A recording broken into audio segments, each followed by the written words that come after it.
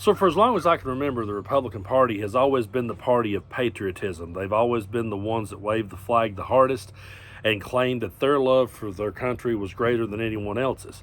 And if you disagreed with anything they said, or if you disagreed with a useless war they started, then you were told that you didn't support the troops and that you hated your country. During the Bush years, I got that all the time. And I always said, I support the troops more than you because I don't want them to be in a war that was unnecessary.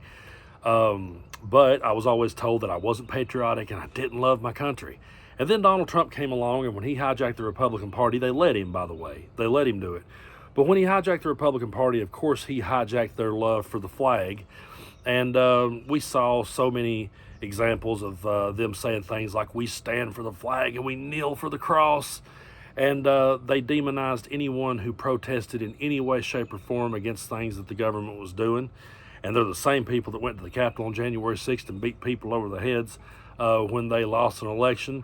Their hypocrisy is always off the charts. So when I saw this next clip of Trump being presented with another bullshit flattery and seeing the flag be disrespected the way it was in this clip, I wasn't surprised that Trump stood there and said nothing, because he's a hypocrite and always will be. Take a look at this, and then we're going to talk more about it. This special piece that Mike made through our organization, I want to present to you the first ever fight flag. Wow. You're a very talented guy, huh? These are all your points, sir, from your presidency on here. That's terrific. And this is for you. We want to give this to you. Thank you. And I would love it if possibly go in the White House. You can go in the White House.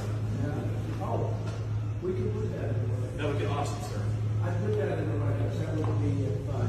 We'll pick a great spot. We've got plenty of good spots. It's a big building. I like that. Yeah. I like that. What you see? Thank you for everything you do. Thank you for being a friend. Thank you for... Are they the same? No, this is a little smaller.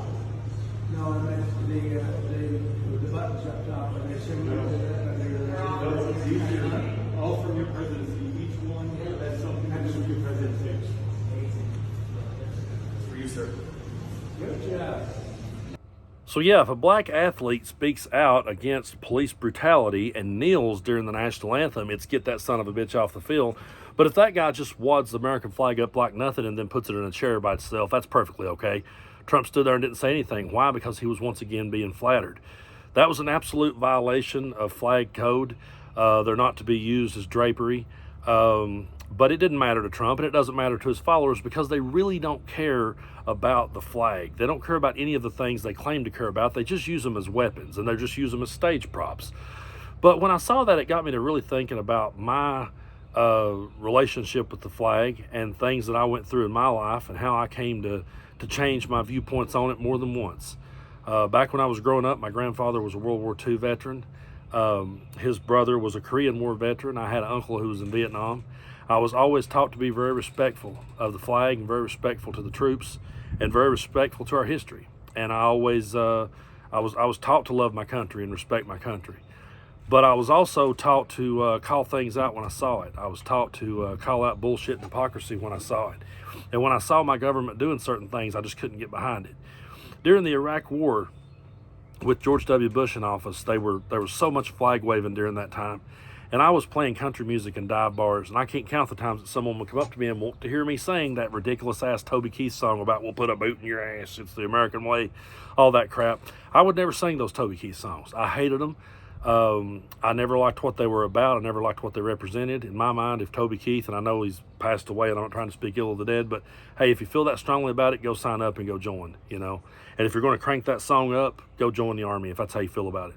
So I never liked those kind of songs. But those type of people hijack the flag to me. And so for the longest time, whenever I seen an American flag, I would automatically associate it as Republican. And for the longest time, I didn't own one and I wouldn't wave one. And I was that way for years. Until Donald Trump came along and I saw just how far he would go to bastardize the flag.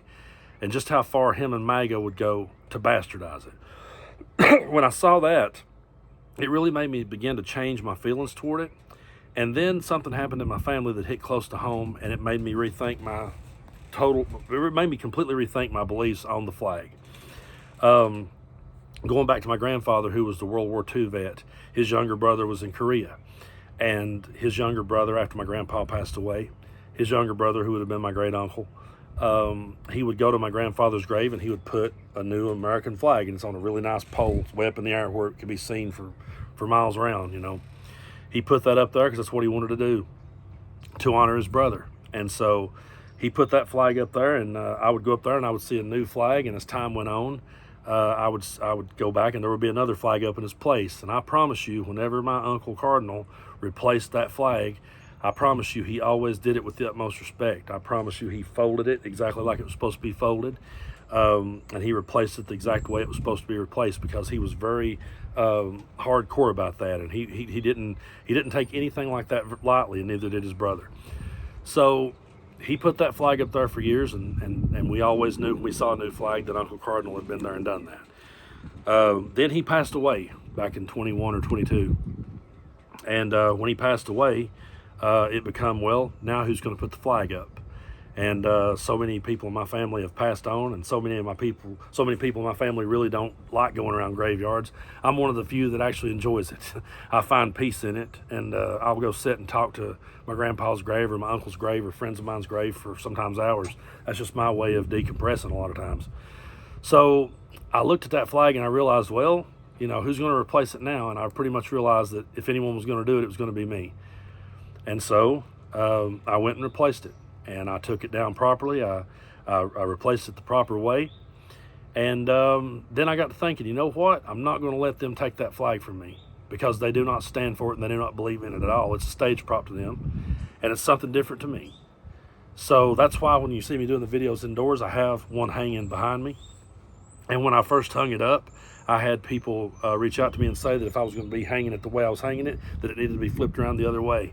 And I immediately flipped it around the other way, and even talked about it in the video, how that I apologized for getting that part of it wrong. So I've always took it very seriously. But I came back around, and I'm proud to have that flag hanging behind me. That doesn't mean that I agree with everything my country's ever done. That doesn't mean that I agree with every war it ever fought. That doesn't mean that I agree with every stance it ever took.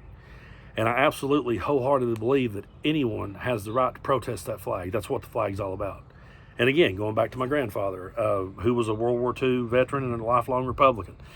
I remember years ago watching during the Desert Storm War. I'd have been like 10 or 11 year old. This was right before my grandpa died.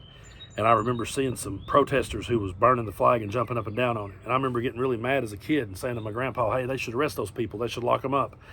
And my grandpa said, no, they shouldn't. He said, I don't like seeing them do that, and I don't ever want to see you do something like that. It would really disappoint me if I ever saw you do that, but they have every right to speak out against it, because that's what we went into these countries and fought for. We fought for democracy, and we fought for the right to stand up and speak out against it. So in my mind, there's a lot about that flag that yeah, it's been responsible for a lot of things I don't agree with. But I'm never going to let them hijack it, because they don't really believe in what it actually stands for. And they didn't believe what it actually stood for when they went and cast their vote for Donald Trump. And I'm going to be brutally honest, and I don't care who it offends. If you cast your vote, especially this last go around, and I can't believe anyone would do it twice, but if you did it after what happened on January 6th, and you cast your vote for a man who said he would be a dictator, you cast your vote for a man who said that he would terminate the Constitution anytime he seen fit, you might as well have pissed on that flag, and you ain't got no right to criticize anyone who ever kneeled. You ain't got no right to criticize anyone for anything, because you desecrated it more so than anyone could have when you voted for that felon, when you voted for that insurrectionist. That's what you did. So I'm never going to let people take that flag away. I'm never going to let people make me feel bad for it. I know a lot of people got upset when the election happened, and there was another moment of like, dang, are we going to sit here and let this thing, hang behind us? Well, yes, I will. I'll continue to have it right there behind me, because I believe in what it really stood for, and I don't believe in the bastardization that Maga has done to it. They've absolutely turned it into an abomination, and they've put a stain on it that will never be removed. But as long as I'm around, it will be hanging behind me for the right reasons. And so I want people to understand that when I say these things, sometimes they may sound harsh, but the truth sometimes is. And I'm going to stand up for it regardless. I'm going to stand up for the truth no matter what. And me personally, I'll be honest with you, me personally, I wouldn't kneel during the national anthem. That's just me. I wouldn't do that. But you know what? If you want to, if you feel that need, go for it. If you feel that need to light it on fire, that's on you. You can. You have the right to protest it. You have the right to stand up. You have the right to disagree with it all day long. You have the right to protest it all day long. To MAGA, what you did was absolute desecration. I just used that little clip of that dude being a jackass. I just used that to tell this story that I've been wanting to tell for a while. You have every right to protest the flag any way you see fit. But when you start saying that you're going to make a person a dictator and you're going to overturn elections and take people's votes away, that's desecrating the flag. And none of these people waving it and all these idiots that goes around flying that and, you know, a Trump flag and all these other flags, Confederate flags, which is the most ridiculous thing I've ever seen, to fly the enemy's flag alongside it. But anyway, to all the people who flies all the different random flags, more so than you do the American flag, you have desecrated it more. When you put Trump's name on it, when you put Trump's face on it, when you worship him, you miss the entire point of what the American flag ever stood for. So, again, I really, I needed to get that off my chest because it's bothered me for a long time. And, you know, it always bothered me back when I would go to my grandpa's grave and I would stand there and that flag was hanging there and I knew that that was placed there by my great uncle. And I used to say to myself, I just can't wave it. But once I saw them bastardize it the way they did, I realized that we had to take it back. And so it hangs behind me now in my room, and I'm proud of it hanging there. I'm not proud of everything it ever did, but that's part of what it is. And we're allowed to protest, and when they start locking up protesters and saying we don't have a right to protest, they're desecrating the flag. So again, folks, I truly appreciate your support here on the channel. I'm always going to be here doing what I do as long as I have a platform. I'm always going to be calling it out. People will say to me sometimes, do you really mean those things? They sound kind of harsh. Yes, I absolutely do mean it. I think no one has ever bastardized the flag like MAGA did, especially on January 6th. No one has ever desecrated it on that level. And I think reasonable people needs to stand up and take it back. So that's just my 2 cents, but I really do appreciate your support here on the channel. We're headed toward 1 million subscribers. I do believe we'll get there. So if you haven't already, be sure and hit that button, and y'all have a great rest of your week.